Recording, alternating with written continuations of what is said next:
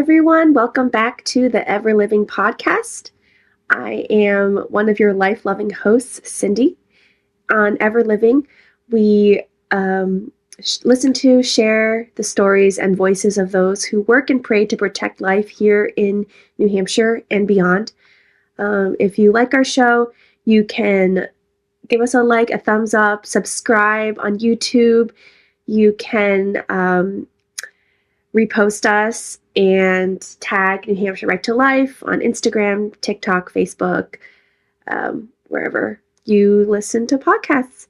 So today we have a very special guest. Her name is Jacinta Swope, and she is the president of Students for Life at Thomas More College in Merrimack, New Hampshire. We're excited to hear from her. Thank you, Jacinta, for being here. My pleasure. My honor. Awesome. So what did you think about the March for Life this past weekend in New Hampshire? It was great. It was good to see just all the different people who came. There are a lot of people that I know, and there were a ton of young people and families. Yeah. And I'm sure that there are a lot of people who just saw us walking by and just like wondered what the signs were about and what this big crowd was about, and maybe were opened to like considering pro-life views and the fight for life, like realizing that there are people, normal people, who stand up for this cause. Yeah, I agree. And there may have been people who just stopped by and wondered, what kind of crowd is this? Mm-hmm. And during the rally, you read a poem called Zygote. Can you tell us more about what the poem is? That poem is written by my sister, Ruth. She has a blog of poems. And I remember actually when she first read it to me when it was still kind of in formation, because a lot of our siblings, I think, were having kids. I'm the youngest of 9. And so they were all getting married and having kids. And so she had this, and she used to be the president of our high school pro-life club. So I guess she just got that inspiration to talk about the beauty of the creation of a new human life. But it isn't my poem, it's hers. Okay, your sister's Ruth's poem. Would she be okay with you reading it? Yeah. On the podcast today? Okay, awesome. That'd be great. Thank you. Right here, you're welcome. Zygote by Ruth Swope. The angels stand speechless at each little soul, from 2 loves, 1 flesh, ineffable. When the worlds collide and a small seed hides within a woman's fair flower garden, beautiful. Swift yet silent is a new bud hastening to new forms, rising from a new strength, wakening, but still small, all within the limits of a pinpoint, atoms splitting quickly into slender fingers' thin joints. There, where the makings of a man first flourishes, there at the start, where the warm dark nourishes the molding, unfolding of a whole new universe, the first of its kind, which the stars of the sky cannot contain. A refrain rises up from the awestruck seraphim, long before the 6-week heartbeat bursts through in liquid sound waves. Heaven take care of him. Glory to the maker of the living and the living thing made. Soundless are the world's most dazzling miracles, secret as the seeds unraveling, lyrical, only to the hearts which hearken to the sweet demands of peace. Oh, there's so many images in there, and I feel like the creation, the active creation of life.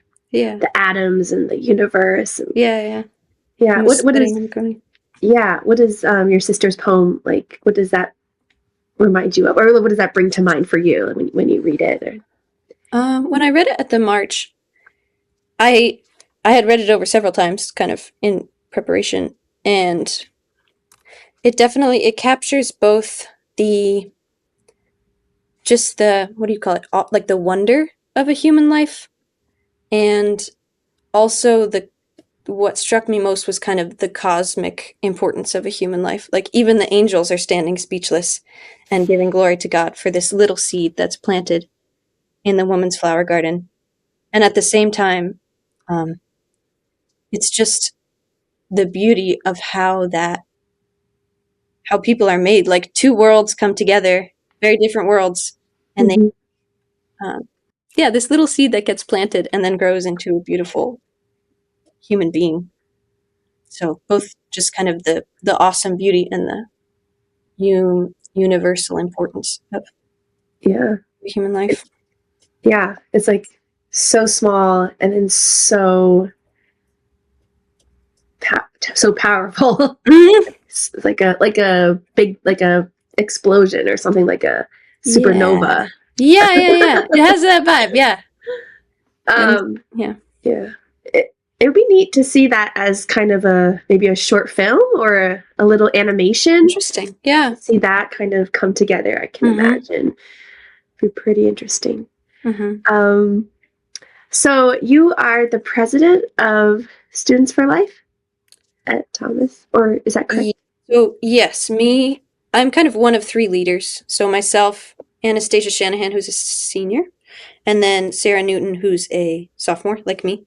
We're kind of the three who are the leaders of the pro-life club. It's called the More Life Club.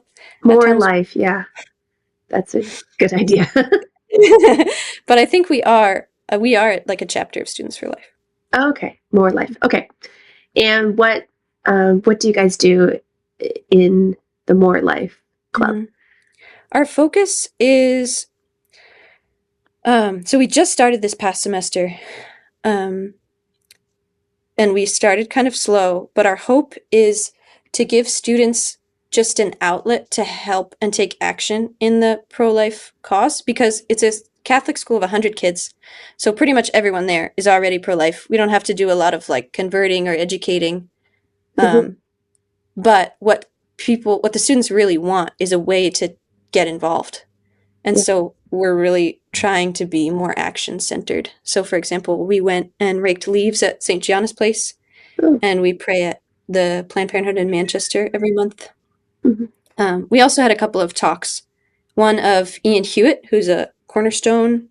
He's in Cornerstone, and he's kind of teaching how to take political action. We had a couple trainings by Jessica. She came and did some trainings. And this semester, I'm not going to be there because the sophomores go to Rome. But, but Anastasia is hoping to do more active work, like helping out at pregnancy centers and maybe tabling at other colleges to kind of get that debate perspective, because that's not really, we all agree at our college. Yeah, okay. So kind of getting people activated, see how they can, serve in the community to like protect life and help mothers and children and families. And one thing we're hoping to do in the fall semester is to invite Abby Johnson to New Hampshire and have an event where she's the main speaker, and then we have some local or national pro-life organizations come and give a speech, and it's mostly going to be directed toward New Hampshire high schools and colleges. And then after this speech and little speeches, then the students will have a chance to sign up right there to like volunteer and get involved in the pro-life. Oh, yeah, awesome. So hopefully engaging other colleges too with that event. So yeah, sounds good. It does seem like the young people in America are kind of seeking God and wanting to follow God's ways, and like they're waking up. Feels like a revival of the youth generation, which is awesome. Yeah, seeking something more. Yeah. So you said you're the youngest of 9 siblings. What is that like growing up in your family? It was great. It's wonderful to have a bunch of older siblings who can give you their wisdom. And it's like having a bunch of adult friends. So I've gleaned a lot of, wisdom from them. I can always go to them for help. My dad thinks I was, I don't know, just kind of left behind as a kid because I was the youngest Oh, and I was pretty quiet. So I just kind of did my own thing. But um, I have no complaints. I love having so many siblings and nieces and nephews now, and so many beautiful examples of how to live well. awesome. Do you have like equal number of brothers and sisters, or like more? I have 3 sisters and 5 brothers. Oh, okay, a little bit more brothers. Yeah. That's cool. Yeah. That's, and so you said you're going to Rome this year. Mm-hmm. Are you excited about that? Oh, yeah. Very. So you'll be studying like college there, and then be back. Thomas More has a campus there. Has their own Oh, wow. campus. Mm-hmm. Do you speak any Italian? Mm. Parlo un poco italiano. Yeah. Have you ever been to Rome? I have, yeah. Okay. 2 summers ago, I went with my parents, but only for 3 days. It was at the very end of a pilgrimage we made together. Oh, okay. So did you see any of the sites, like the Oh, yeah, Vatican? a lot of them. Unfortunately, not for a very long time. Uh-huh. They were, we just didn't have very long there. But yeah, we made like a blitz through the Vatican Museum. It was really overwhelming, but it was good. That's where the Sistine Chapel is? Uh-huh, yeah. Yeah. Yeah, I just, we watched, my husband and I, we have this jar of like 100 date ideas, and one of them is to virtually tour a museum online. Cool. So we virtually toured the Sistine Chapel, and I learned so much about Cool. like how the artwork. Like when you walk in, it starts with like what happened later in the Bible, and then as you get closer to the altar, it goes toward what happens first. Huh. So you get closer and closer, and then you get closer, and it's like then there's pictures of like, you know, Adam and like creation, and yeah, so it's pretty interesting. So why are you pro-life? Like, what is your reasoning for being pro-life? Do you have a good like, how would you explain it to someone, like why to be pro-life? I mean, I do believe that human life begins at conception. Doesn't really make sense for it to begin anywhere else. And it's obviously wrong to kill a human person. What I've been reflecting on more recently is kind of how worthwhile it is to live for something beautiful. So I just find like the whole cycle of conception and like the nurturing of the mother in the womb and birth and, you know, family life and parenthood to be so just objectively beautiful. And I want things are valuable intrinsically if they're beautiful. So like I just want to nurture, respect, and love for that beauty, even though it's really difficult sometimes and really looks pretty ugly from the outside, like in cases of rape or abuse. But just to, you know, to rip the child out of the mother's womb is so, it's just so disordered and so damaging. And I want to stand up instead for what's beautiful. And I think that can inspire people to be willing to sacrifice a lot of other things to be convinced that their child is like a beautiful addition to the world and their relationship is a beautiful thing. Yeah, that's really true. To protect the beauty that God has created. We were at a friend's birthday party recently, and one of the people who came is a young mother, and she brought her 3-month-old daughter.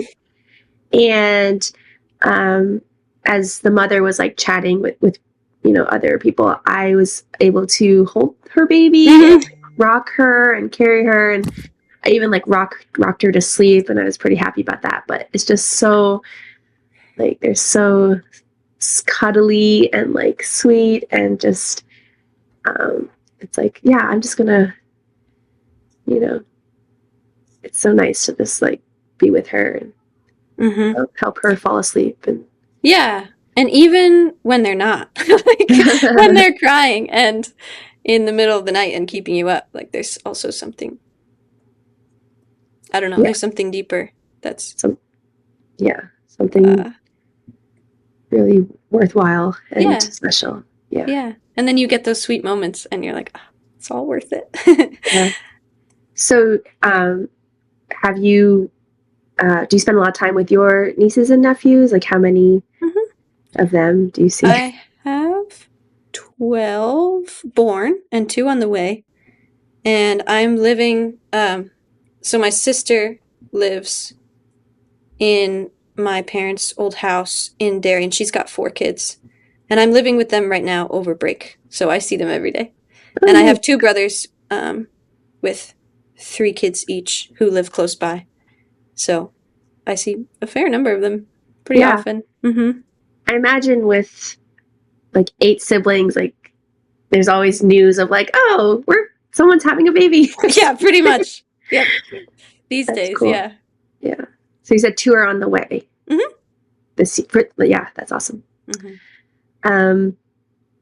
Well, what are some goals that More Life is? Well, you've talked about what you're going to do, but what would you like to see happen with the student body or the group? Or It's really interesting. I was talking about this with Anastasia and Sarah before break, and I was trying to think about long-term big goals, and Anastasia kind of corrected me and said, well, we're a small school, so we're not really gonna get huge. It's just not, even if we get every student in the college, it's not huge.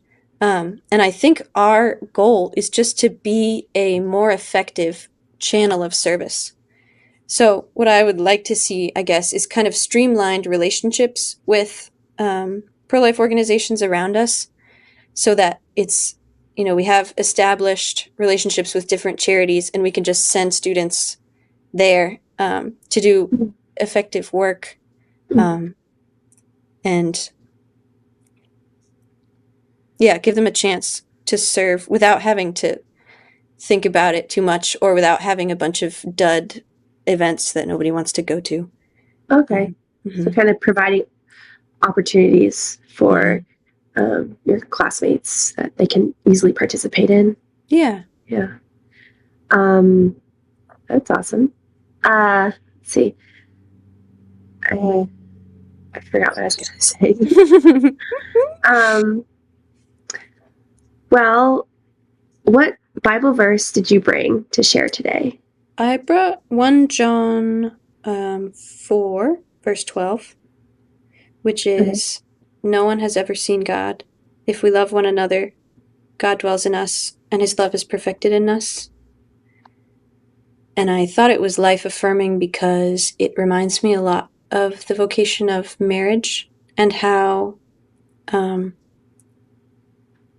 we are used to knowing that God is present in our prayer and in the sacraments, in the Eucharist, which is absolutely true, and in the priests. But I think the sacrament of marriage is unique because it lives out that verse that, like, it's the love between the husband and the wife that is where God is made present sacramentally. Okay. And so it's just kind of a verse that reminds you that life itself, and like loving the people in your life, is what brings God to you and to others.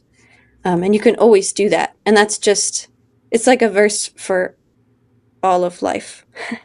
You can always have that verse, even when you have nothing else, which is very relevant to like crisis pregnancies and things like that. Like, if you love one another, if you love the baby in your womb and the mother, then God is present there, and His love is made perfect when your love is made perfect. Okay, yeah. Could you repeat that verse again one more time so we could hear it? The whole verse? Yeah. 1 John 4, verse 12? Yeah. No one has ever seen God. If we love one another, God dwells in us, and His love is perfected in us. Okay, awesome. Yeah. Mm-hmm. We need to love each other to perfect God's love in us. Mm-hmm. Kind of, yeah, what Jesus came to show us is how to love one another, how to love God, His love for us. Yeah. Mm-hmm. That's awesome. Thank you so much for being here today, Jacinta. My honor. Thank you for having me. Cool. Is there any way that our listeners can support you guys or pray for you all or anything? Yeah, any way we can help? You can always pray for us. You can keep an eye out for that event with Abby Johnson. Mm-hmm. If you're interested, people can contact me if you want to send people my email. Just interested in helping or attending or something. Otherwise, financially, the club doesn't have its own bank account yet, so just prayers are what's best right now. Mm-hmm. Mm-hmm. All right, that sounds great. Well, everyone, thanks for listening to the show today. Jacinta, thanks for being here. My pleasure. Thank you for having me. Yeah, have a great semester in Rome, and sounds amazing. I'd love to see Italy someday. Mm-hmm. All right, so thanks for joining us, and we'll see everybody next time when Jessica will be back, and we'll have another wonderful guest. So goodbye, everyone. Thanks for joining us today. Thank you for listening to the Ever Living Podcast, a podcast by New Hampshire Right-to-Life, New Hampshire's oldest and most active pro-life organization. You can learn more about our work and learn how to get involved at www.nhrtl.org. If you would like to donate to our mission, you can make a donation at www.nhrtl.org/donate. See you next week. May God bless you and be very near to you, and may you be ever living.